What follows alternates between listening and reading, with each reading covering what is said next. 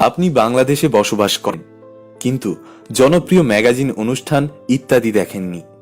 এটা একরকম অসম্ভবই বলা যায়।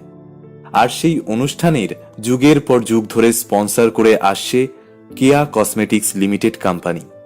90-এর দশকে যে কোনো পণ্যের প্রচারের অন্যতম বড় মাধ্যম ছিল টিভি বিজ্ঞাপন।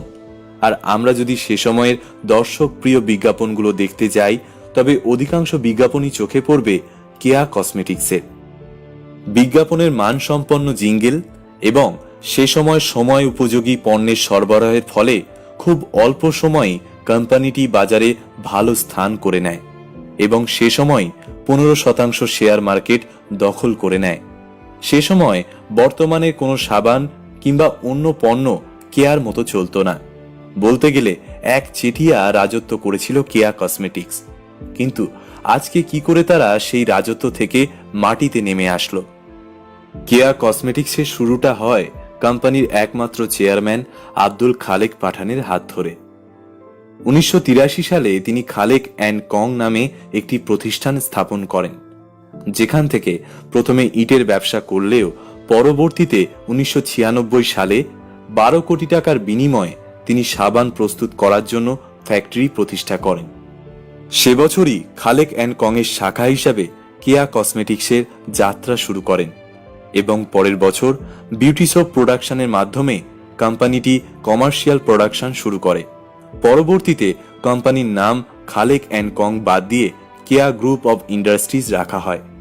শুরুর দিকে কেয়া শুধু বিউটি সোপ থাকলেও পরবর্তীতে তাদের পণ্যের ধরন আর সাইজে ভিন্নতা নিয়ে আসে।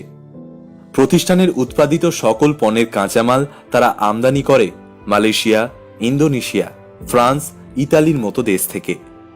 প্রতিষ্ঠার পরের দশকে কেয়া দেশের কসমেটিক্স মার্কেটে বেশ ভালো অবস্থান গড়ে তোলে। কেয়া লেমন বিউটি সোপকে কেয়ার সবচেয়ে সাকসেসফুল প্রোডাক্ট মনে করা হয়। 1999 সালে কোম্পানিটি পাবলিক লিমিটেড কোম্পানির তালিকায় যুক্ত হয় এবং 2001 সালে শেয়ার বাজারে অন্তর্ভুক্ত হয়।